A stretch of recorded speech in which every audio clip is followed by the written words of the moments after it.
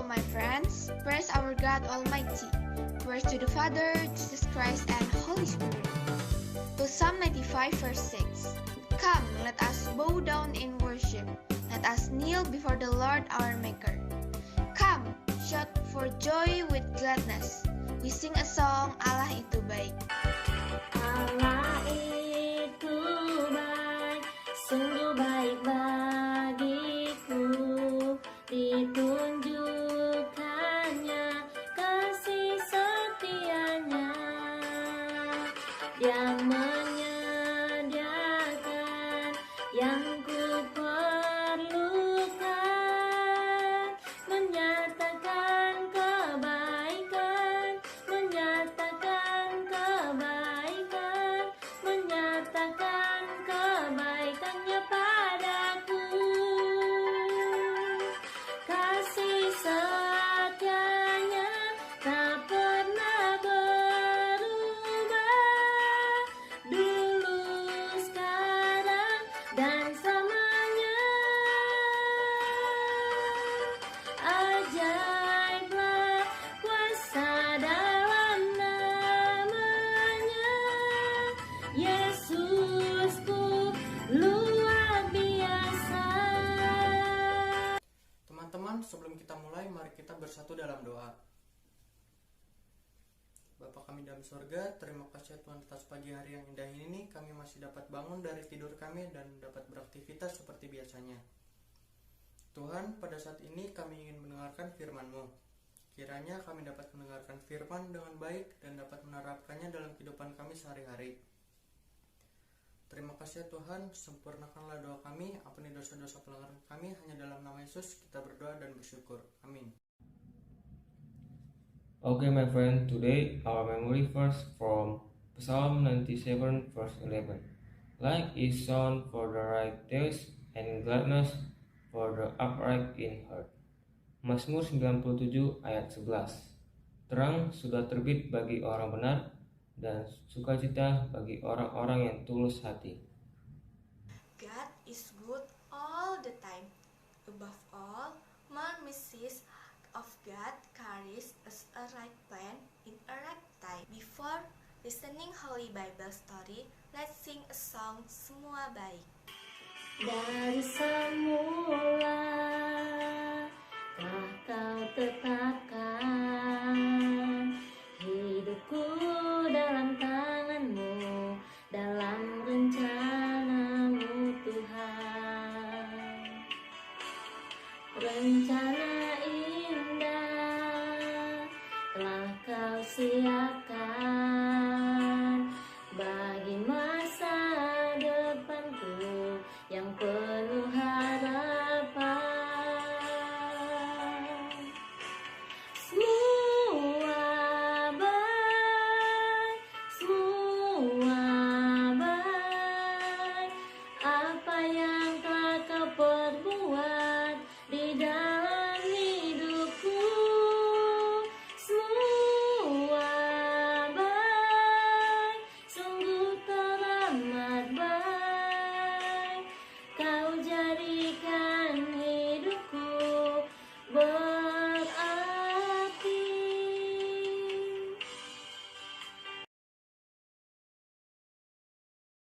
Anak-anak, sebelum kita mendengarkan firman Tuhan pada pagi hari ini, mari kita berdoa. Terima kasih Tuhan Yesus buat kebaikan-Mu, buat kasih setia-Mu di dalam setiap kehidupan kami.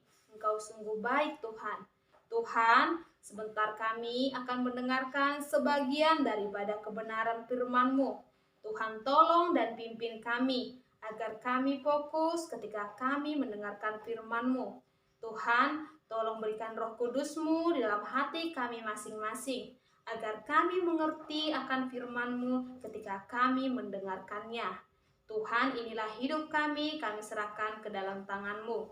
Dalam nama anak-Mu Yesus Kristus, kami berdoa dan mengucap syukur. Amin. Firman Tuhan yang menjadi renungan untuk kita pada hari ini tertulis di dalam Kitab Keluaran pasal 1 dan pasal 2. Is akan membacakan pasal 2 ayat 1 sampai ayat 6. Demikian firman Tuhan. Seorang laki-laki dari keluarga Lewi kawin dengan seorang perempuan Lewi. Lalu mengandunglah ia dan melahirkan seorang anak laki-laki. Ketika dilihatnya bahwa anak itu cantik, disembunyikannya 3 bulan lamanya. Tetapi ia tidak dapat menyembunyikannya lebih lama lagi. Sebab itu diambilnyalah sebuah peti pandan, dipakalnya dengan gala-gala dan ter. Diletakkannya bayi itu di dalamnya, dan ditaruhnya peti itu di tengah-tengah teberau di tepi sungai Nil. Kakaknya perempuan berdiri di tempat yang agak jauh untuk melihat apakah yang akan terjadi dengan dia.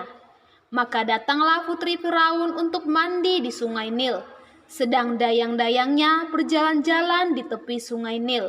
Lalu terlihatlah olehnya peti yang di tengah-tengah teberau itu, maka disuruhnya hambanya perempuan untuk mengambilnya. Ketika dibukanya, dilihatnya bayi itu, dan tampaklah anak itu menangis, sehingga belas kasihanlah ia kepadanya dan berkata, "Tentulah ini bayi orang Ibrani." Tema firman Tuhan untuk kita hari ini tentang bayi di dalam peti pandan. Tahun-tahun berlalu sejak orang Israel datang ke Mesir. Jumlah mereka semakin bertambah banyak. Mereka menjadi bangsa yang sangat besar dan menjadi sangat kuat di negeri itu. Raja Mesir, Firaun yang baru naik tahta, mulai cemas. Ia takut orang Israel keturunan Yakub yang tinggal di daerah kekuasaannya akan berontak. "Lihatlah orang-orang Israel itu," kata sang raja. "Suatu hari mereka akan bangkit melawan aku. Mereka akan berkomplot dengan musuh, kemudian melarikan diri dari negeri ini.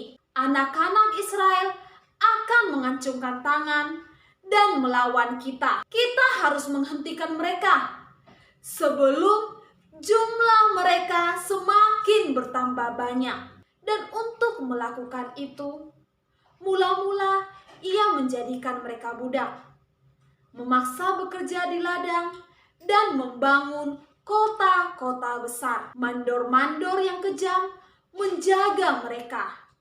Para pemuda Israel dipaksa untuk menarik batu-batu yang besar untuk membangun kota. Mereka juga disuruh membuat batu bata dari tanah liat. Sementara itu, para penjaga budak mencambuk mereka supaya patuh. Orang Israel sangat menderita. Namun, apa yang terjadi anak-anak? Firaun yang baru itu belum juga puas. Dalam ketakutannya, ia memerintahkan semua bayi laki-laki yang lahir dalam keluarga Israel harus segera dibunuh dengan menenggelamkannya ke dalam sungai Nil. Bidan-bidan bangsa Ibrani diperintahkan untuk membunuh bayi laki-laki yang lahir. Tetapi bidan-bidan itu menolak untuk menuruti perintah Firaun. Di tengah tindakan mengerikan itu, tidak lama setelah perintah itu dikeluarkan, seorang anak lelaki lahir pada keluarga Israel. Dan orang tuanya berusaha menyelamatkan nyawanya.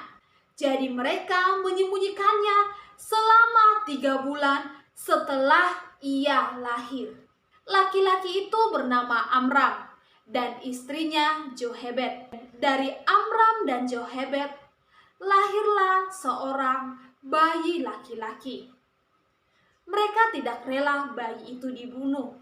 Mereka pun menyembunyikannya. Ketika mereka tidak bisa lagi menyembunyikannya, ibunya mengambil peti pandan dan melapisinya dengan tar dan gala-gala sehingga kedap air. Lalu ia meletakkan bayi itu di dalam peti dan meletakkannya di antara semak teberau di tepi sungai Nil. Lalu sang ibu membiarkan keranjang itu terapung di antara alang-alang yang tumbuh di tepi sungai Nil. Tidak lama setelah ibunya meletakkan peti pandan dengan Musa kecil di sungai Nil, putri Firaun datang bersama dayang-dayangnya untuk mandi. Ia melihat peti pandan itu dan menyuruh salah satu pelayannya untuk mengambilnya. Di dalamnya, ia menemukan seorang bayi menangis. Ini anak Israel.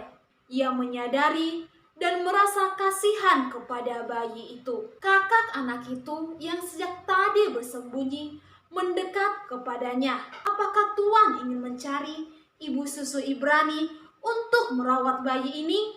Putri Firaun setuju, dan gadis itu pergi dan membawa kembali ibunya tanpa mengatakan bahwa ia adalah ibu dari anak itu.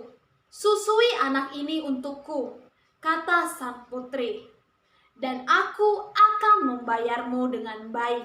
Dan begitulah bayi itu dibesarkan dengan aman oleh ibunya sendiri. Ketika ia sudah tidak menyusui lagi, ibunya membawanya kembali kepada sang putri, yang mengangkatnya menjadi anaknya sendiri, dan diberi nama Musa, nama yang artinya diangkat dari air. Musa tinggal di istana Firaun dan menjadi anak angkat putri Firaun. Ia belajar dan menjadi orang yang penting dan dihormati. Dengan cara itu, Allah menyiapkan Musa untuk melakukan tugas penting di kemudian hari. Anak-anak, melalui cerita ini, kita belajar bagaimana Allah mempunyai rencana untuk hidup Musa. Tidak peduli seberapa kecilnya seorang manusia, tetapi Allah mempunyai rencana di dalam hidupnya. Allah mau menuntun orang yang masih muda, seperti orang yang sudah lanjut usia. Demikian juga Allah mempunyai rencana untuk hidup kita. Anak-anak, mari kita katakan bersama-sama, saya mau melakukannya dengan senang hati. Amin untuk kebenaran firman Tuhan. Anak-anak, lipat tangannya, tutup matanya, tundukkan kepalanya, mari kita berdoa. Terima kasih Tuhan Yesus buat kebaikan-Mu, buat kasih setia-Mu yang kami rasakan hingga saat ini. Terima kasih Tuhan buat kesempatan pada hari ini. Kami masih bisa mendengarkan sebagian daripada kebenaran firman Tuhan.